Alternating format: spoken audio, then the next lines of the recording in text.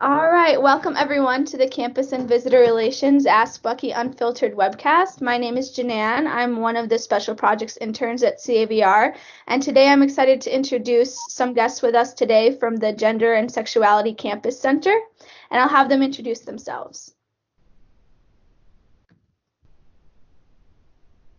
Catherine. Hi, everybody. My name is Catherine Sherrick-Briggs, and I'm the Assistant Director at the GSCC. Hi, everyone. My name is Tiffany Lee. I use she, her, hers pronouns, and I'm the Crossroads Coordinator at the Gender and Sexuality Campus Center. Hey, y'all. Warren Shear. I use pers pronouns, and I'm the Assistant Dean of Students and Director for the Gender and Sexuality Campus Center. Awesome. Well, thank you all for joining us. I first want to start off by asking you just to tell us a little bit more about the GSCC. Sure, I'll jump in. So the Gender and Sexuality Campus Center, or the GSCC, or CC as it's affectionately referred to, has been on campus nearly 28 years, founded and started by student activism and organizing. And we are currently situated in the Red Gym, or the Castle, on Langdon Street, right next door to the Memorial Union. We have beautiful views of the lake from our building. So we're on the first floor. So right when you walk in off Langdon Street, you head all the way to the back of the building, and you can't miss us. Lovely and colorful directional signage will lead you right to the Gender and Sexuality Campus Center. And you know, we've, having been around, we have morphed and moved quite a bit. We were previously in the Memorial Union in a one-room space, and then moved as we grew into, I would say, a medium-sized space in the Red Gym. And we've grown even more, doubling in size, both in the number of staff and the size of the groups that access our events and things. So we're moving into a larger space that'll be open to campus in the fall. Very excited about that. And then serving broadly undergraduate and graduate students, and then educating faculty and staff across the board. Yeah. What do you think, Tiffany? Anything to add? KCB? Yeah, I can hop in. It's funny having this conversation right now, and we're talking about our space. And so I think I do have like nostalgia for what that space, all the things that happen in the space. And so the campus center has often been a place where folks come in and hang out and do their homework and build community. And I think we are currently in the moment of like trying to create that same sense of community and that same sense of connection virtually. Yeah, I agree. And, you know, I think like always, the Campus Center has tried to have touch points for students that are both inside and outside the physical space. So we'll meet you anywhere on campus. Under normal times, we've had event series like CC on the Move to go through athletics and the set and bringing folks to other parts of campus, which has been really fun. We had a pool party. Our Crossroads program, which is a suite of community building programs for queer and trans students of color, has also met across campus in order to kind of make the big campus feel smaller. And so I also think about the physical space and the ways we're able to expand that across campus. Mm-hmm. Yeah, that's awesome. I'm excited to hear about the new space. I knew that you all have been growing, but I didn't know that was leading to a newer space. So that's exciting. That's exciting to hear.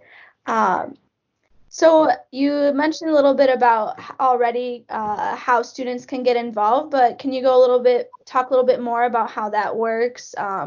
What are the different activities? Are there student jobs available? I can start on this one. I think we try to have entry points for all different types of relationship and community building. So if you're like me and you like to have a one-on-one conversation with somebody, we have a peer mentor program where individuals get matched with one person, right, remotely or in person, and they can build that relationship from there just to get a group of friends or to get advice on coming out and other challenges of being a student. For example, we have small group environments like our discussion groups, which are identity-centered groups like fluid sexualities for polyamory, non-monosexuality, bisexuality, etc. We have gender explorers, so folks who are exploring identities across the gender spectrum. We've had a variety of others, and those are also facilitated by students. We have a small group that's an only student space, which I really like. And then we move into the larger opportunities. So depending on what campus looks like this year, that might look different, but we've had big group events, rainbow graduation, a trans monologues, performance type event, and so forth that might be upward of a couple hundred people. And so it's a choose your own adventure of that type of involvement. And then, there's leadership development involvement opportunities too, like working as a student staff member, having your internship placement in the campus center, for example, or really working with any number of student organizations. I think we have, Warren, 15, 16 different student orgs on campus that are LGBT adjacent or focused, and there's lots of ways to build relationships there too. Warren, do you want to say a little bit about council? Yeah, absolutely. So the 15 organizations that Catherine mentioned, the Campus Center brings all of them together with other LGBT-specific entities or departments on campus to talk about the LGBTQ plus student experience. And then we have an opportunity to maintain community, clear and consistent communication, and then collaborate on potential programs or events. One of the opportunities that we're excited about in council is that it brings orgs that might not have known each other existed, right? Given how wide the campus is, to bring those orgs into space. So 2 leaders from each of the orgs show up at those meetings. And then we have an opportunity to let's plan to bring in a potential speaker or anything of that nature to really get connected. And then students, a wide array of students that know about the offerings all over campus. Yeah, and I think that when I hear all of that, and I'm like, wow, this is such a wide breadth of information, and I imagine myself as a student and wanting an entry point. I think that our website and our social media are constantly being updated, and so if you're like, I don't know where to start, I really think you just go on our website and you could see potentially where you can hop in, and also, we're here. A part of it is when we're in the office, people can just stop in and talk to us, but we're also here working from home. And so if anyone ever wanted to just reach out to one of us to figure out a way to build community that way, we're more than willing to have that conversation. Mm-hmm. Mm-hmm. Awesome. Thank you for sharing that. And for your website, we can also make sure to put that in the description with the video so people know how to look you all up. You've all talked about the opportunities you have within the campus center and kind of mentioned thinking about how it'll be this fall and academic year, but what are each of you looking forward to the most at the campus center this fall? I can start. I think that there's so many shifts happening, and constantly shifting and constantly changing. And a part of that, there's, for me at least, it can land as anxiety, but I think there's also a deep excitement. I think that, as Warren was saying, the campus center didn't even always exist. It happened in response to student activism. And then another thing shifted, and then we got a bigger space, and then another thing shifted. And so I think that when you're within the LGBTQ plus community and are serving the LGBTQ plus community, a part of that middle part is figuring out and conjuring connection, even in the midst of all the shifts, And so I look forward to seeing how we manage to create programming, create conversations in these new spaces during these new times. And so, for instance, every year we've had rainbow graduation in a similar spot, and I remember being I'm oh my goodness, we're not going to be able to honor our grad, we're not going to be able to give them this experience, but we figured it out. It's not the same, but we figured it out, and I'm excited for those moments of figuring it out. Mm-hmm. Yeah, Tiffany, I love that you bring it up that way. And although I always mostly look forward to meeting the new students and having our existing students kind of come back and bring the energy and bring the drive for the school year. I think another thing that I'm looking forward to is figuring out how to kind of fix the campus and make all the policies the most accessible as we can. So the Campus Center kind of shows up on the administrative side too. So we've worked for a long time on an inclusive restroom policy for campus and inclusive housing, and working on a preferred name or name and use policy and making sure that shows up on your IDs and on your class rosters. Right now we're working on having your pronouns and name pronunciation show up in campus records, if we're able to make that happen, as well as a big database of all the faculty and staff who are out as LGBTQ in some way that could serve as mentors or connections for you in whatever department or field you happen to be in. So I think some of those logistic pieces on the back end we can work on while we're working remotely, and make sure that we're continuing to be as accessible as possible and help the campus move forward. So I'm looking forward to some of that background stuff too. Mm-hmm.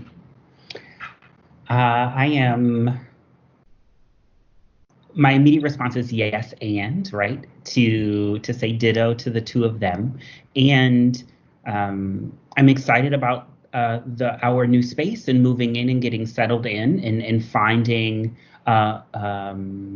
obvious and subtle ways to add moments of home, right, and familiarity for folks. Right, when I think about queer peoples, I often think about community in the obvious and subtle ways we convey and communicate community, and that like we as queer peoples belong in together, or like the ways that we convey that. I think about some other exciting new things. So I often think about thinking about shift and response. I think about queer folks and being innovative. And the newness of what the fall will bring, I think excites me. I appreciate Tiffany mentioning that, like, channeling, there's an aspect of anxiety channeled into excitement. That we'll be doing several new things in the fall as well. So we'll do our first ever homecoming event, ideally to bring current LGBTQ plus students and LGBTQ plus alumni, some of for whom the Campus Center didn't exist when they attended, to bring those populations together in community and cement that sense of belonging. So I'm really looking forward to that in the fall. Wow, that's all awesome to hear. I really like the project Catherine mentioned of having the name pronunciations on Canvas. While I use like the common pronouns for myself, she, her, hers, my name is a little bit unique. So I've always had like my own challenges of trying to explain pronunciations, and kind of creates an awkwardness. So I feel like having something like that would kind of ease my anxiety going into like new classroom and new spaces. So I'm looking forward to seeing where that goes. So I guess to wrap us up here, do y'all want to share like what your favorite value of the GSCC is, and how does that help you build community within your campus center? Mm-hmm.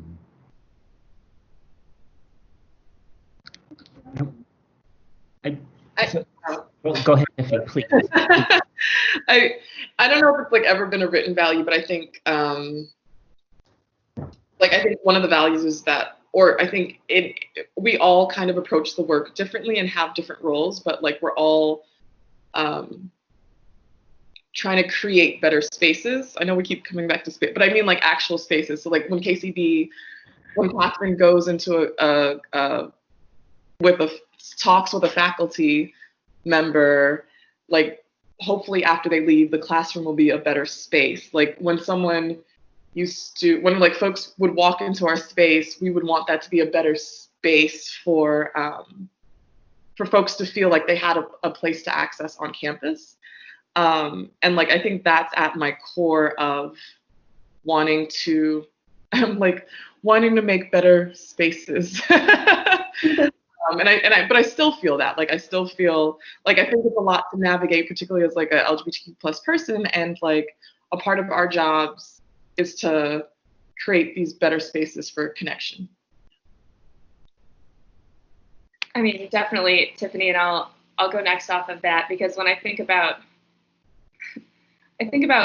relationships, like healthy relationships, right? And so when Tiffany's describing us like going in and doing trainings or workshops across campus, that's helping allied folks or folks in solidarity with queer and trans people build relationships that are supportive and in solidarity with queer and trans people, right? So it's like, how are we in relation to each other? How do we hold each other accountable? The Campus Center also hosts two courses in the spring semester, typically. One is the Queer Emerging Leaders Program, which is how are we in relationship to our community and accountable to our community and our activism, right? And the other is the Queer Interpersonal Life Skills Lab, right, or QUIL, where we talk more specifically about interpersonal relationships like accountability, boundaries, communication, social justice. And I think having both those formal things like classes for our consent campaign, for example, to be able to talk about relationships openly, as well as the structural pieces like trainings, really, I'm really invested in the ways that we're in relation to each other. Mm-hmm. And I think of the two words that immediately came to mind are complex and textured. They're not, I think Tiffany mentioned, not written values. I mean, the Campus Center does have written values that show up in our work consistently.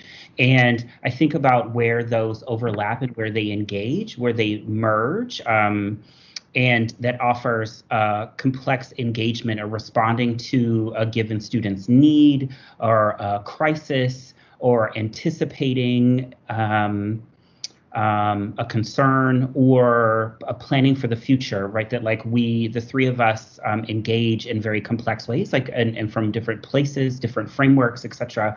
And that makes our engagement, our challenging and holding each other accountable, complex and textured. And I really appreciate that. And I think that we hold that space and show up that way for the students.